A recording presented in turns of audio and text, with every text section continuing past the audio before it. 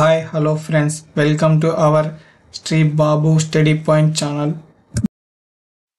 ఈరోజు మనం డిస్కస్ చేయబోయే టాపిక్ సింధు నాగరికత యొక్క ఆవిర్భావము.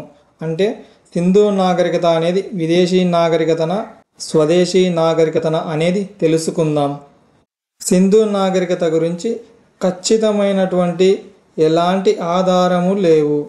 అదేవిధంగా పురావస్తు త్రవ్వకాల్లో బయలుపడినటువంటి వస్తువుల ద్వారా కూడా సింధు ప్రజలు ఏ ప్రాంతానికి చెందినవారో తెలుసుకోలేకపోతున్నాము. ఎక్కడైనా ఖచ్చితమైన సమాచారము లేదా సరైన ఆధారాలు లేనప్పుడు చరిత్రకారులు పరికల్పనలు అంటే ఊహాగానాలు చేయడం జరుగుతుంది. అటువంటి ఊహాగానాల నుండి సింధు నాగరికత ఆవిర్భావం గురించి చరిత్రకారుల యొక్క అభిప్రాయాలను ఇప్పుడు మనం తెలుసుకుందాం. విదేశీ నాగరికత అని చెప్పినటువంటి చరిత్రకారులు పురావస్తు శాస్త్రవేత్తల అభిప్రాయాలను తెలుసుకుందాం. మార్టిమర్ వీలర్ ప్రకారం సింధు నాగరికత విదేశీ నాగరికత అని చెప్పినాడు.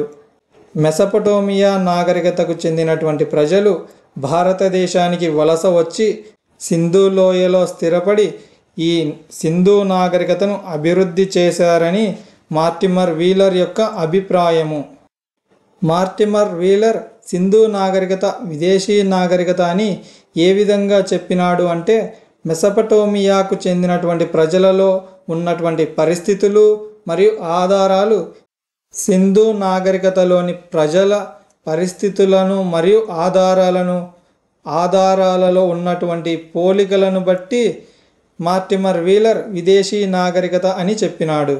ఆ ఆధారాలు ఏమిటి అంటే, మాతృదేవతను పూజించడం, నగర జీవనాన్ని గడపడం, వారు ఇద్దరూ నిర్మించినటువంటి స్నానవాటికలు, ధాన్యాగారాలు, స్టేటైట్తో చేసిన ముద్రికలు, ఈ రెండు నాగరికతల్లో పోలికలను బట్టి మార్టిమర్ వీలర్ సింధు నాగరికత అనేది విదేశీ నాగరికత అని చెప్పినాడు. కొందరు చరిత్రకారులు సింధు నాగరికత అనేది విదేశీ నాగరికత కాదు అని, ఈ రెండు నాగరికతలలో ఉన్నటువంటి వ్యత్యాసం అనగా డిఫరెన్షియేషన్ను బట్టి సింధు నాగరికత విదేశీ నాగరికత కాదు అని కొట్టివేయడం జరిగినది. అందులోని వ్యత్యాసాలు ఏమిటి అంటే, సింధు నాగరికత గల నగరాల్లోని పట్టణ నిర్మాణం, భూగర్భ మురికినీటి కాలువలు మెసపటోమియా నాగరాల్లో కనిపించలేదు. లిపి ఆధారంగా సింధు ప్రజలు చిత్రలిపిని వాడారు, కానీ మెసపటోమియా ప్రజలు క్యూనిఫామ్ లిపిని వాడారు. ముద్రికల ఆధారంగా సింధు ప్రజలు చతురస్రాకారము, దీర్ఘ చతురస్రాకారము మరియు వృత్తాకార ముద్రికలను ఉపయోగించారు. కానీ మెసపటోమియా నాగరికత గల ప్రజలు స్తూపాకార ముద్రికలను ఉపయోగించారు. ఈ వ్యత్యాసముల వలన చరిత్రకారులు సింధు నాగరికత అనేది విదేశీ నాగరికత కాదు అని మార్టిమర్ వీలర్ యొక్క అభిప్రాయాన్ని వ్యతిరేకించారు.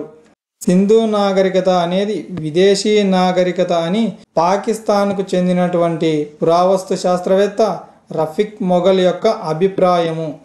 రఫీక్ మొఘల్ యొక్క అభిప్రాయము ప్రకారం పాకిస్తాన్లోని బెలుచిస్తాన్లోని జోబ్, నల్, కుల్లి, క్వెట్టా సంస్కృతి గల ప్రజలు భారతదేశానికి వచ్చి సింధు లోయలో స్థిరపడి క్రమక్రమంగా సింధు నాగరికతను అభివృద్ధి చేశారు అని రఫీక్ మొఘల్ యొక్క అభిప్రాయము. దేని ఆధారంగా రఫీక్ మొఘల్ సింధు నాగరికత అనేది విదేశీ నాగరికత అని చెప్పినాడు అంటే, ఆ రెండు నాగరికతలలో పోలినటువంటి సమాచారమును బట్టి సింధు నాగరికత విదేశీ నాగరికత అని చెప్పినాడు.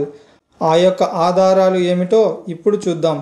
సంస్కృతికి చెందిన ప్రజలు లింగాలను మరియు ఎద్దులను ఆరాధించడం మరియు కోటగోడలను నిర్మించుకోవడం లాంటి అంశాలు సింధు నాగరికతలో కూడా కనిపిస్తాయి. అదేవిధంగా నల్, కుల్లి మరియు క్వెట్టాలో జరిగినటువంటి ప్రజల దహన సంస్కారాలు కూడా సింధు నాగరికతలో కూడా కనిపిస్తాయి. దీని ఆధారంగా రఫీక్ మొఘల్ సింధు నాగరికత అనేది విదేశీ నాగరికత అని అభిప్రాయపడ్డాడు. కొందరు చరిత్రకారులు రఫీక్ మొఘల్ యొక్క అభిప్రాయాన్ని వ్యతిరేకిస్తున్నారు. వారు దేని ఆధారంగా రఫీక్ మొఘల్ యొక్క అభిప్రాయాన్ని వ్యతిరేకించారు అంటే బెలూచిస్తాన్లోని జోబ్, నల్, కుల్లీ మరియు క్వెట్టా సంస్కృతి ప్రజలు గ్రామాల్లో జీవించారు అని, సింధు నాగరికత యొక్క ప్రజలు పట్టణాలలో నివసించారు అని చెప్తున్నారు. అదేవిధంగా సింధు నాగరికతలోని ప్రజలకు మిశ్రమలోహ పరిజ్ఞానం ఉంది అని, ఈ సంస్కృతి ప్రజలకు లేదు అని, అదేవిధంగా సింధు నాగరికత ప్రజలకు చిత్రలిపి ఉంది అని, ఈ సంస్కృతి ప్రజలకు లిపి లేదు అని రఫీక్ మొఘల్ యొక్క అభిప్రాయాన్ని వ్యతిరేకిస్తున్నారు. కాబట్టి సింధు నాగరికత అనేది విదేశీ నాగరికత కాదు అని చెప్తున్నారు. సింధు నాగరికత స్వదేశీ నాగరికత అని చెప్పినటువంటి చరిత్రకారులు కూడా ఉన్నారు. వారిలో ఏ ఘోష్, హెచ్డి శంకాలియా సింధు నాగరికత స్వదేశీ నాగరికత అని అభిప్రాయపడ్డారు. వీరి అభిప్రాయం ప్రకారం సింధు లోయలోని ప్రజలు క్రమక్రమంగా అభివృద్ధి చెంది ఈ సింధు నాగరికతను అభివృద్ధి చేశారు అని చెప్తున్నారు. దేని ఆధారంగా ఏ ఘోష్, హెచ్డి శంకాలియా సింధు నాగరికత స్వదేశీ నాగరికత అని చెప్పినారు అంటే నవీన శిలాయుగానికి చెందిన మెహర్గర్లో తయారు చేయబడిన టెర్రకోట బొమ్మలు, వజ్ర వైడూర్యాలతో చేసినటువంటి పూసలు, స్టియటైట్తో చేసిన ముద్రికలు సింధు నాగరికత కాలంలో కూడా ఉన్నాయి. తామ్ర శిలాయుగానికి చెందిన అమ్రి సంస్కృతిలోని ధాన్యాగారము, కోటుడిజి సంస్కృతిలోని కోట నిర్మాణము సింధు నాగరికత కాలంలో కూడా ఉన్నాయి. వీటి ఆధారంగా ఏ ఘోష్, హెచ్డి శంకాలియా సింధు నాగరికత అనేది స్వదేశీ నాగరికత అని అభిప్రాయపడుతున్నారు. ఈ యొక్క సింధు నాగరికత ఆవిర్భావమును బ్రీఫ్గా రివైజ్ చేద్దాం. సింధు నాగరికత ఆవిర్భావంలో విదేశీ నాగరికత అని బ్రిటిష్ పురావస్తు శాస్త్రవేత్త అయిన మార్టిమర్ వీలర్ అభిప్రాయం ప్రకారం మెసపటోమియాకు చెందిన ప్రజలు ఇక్కడికి వచ్చారని, పాకిస్తాన్కు చెందినటువంటి పురావస్తు శాస్త్రవేత్త రఫీక్ మొఘల్ అభిప్రాయం ప్రకారం బెలూచిస్తాన్ ప్రజలు వలస వచ్చారు అని అభిప్రాయపడుతున్నాడు. సింధు నాగరికత స్వదేశీ నాగరికత అని ఏ ఘోషు, హెచ్డి శంకాలియా అభిప్రాయపడుతున్నారు. ఈరోజు మనం డిస్కస్ చేసిన టాపిక్ సింధు నాగరికత యొక్క ఆవిర్భావము. Finally thanks to each and every one. ఇలాంటి మరిన్ని వీడియోస్ కోసం మన channel Shri Babu study point ఛానల్ని like, comment, share and subscribe చేయండి.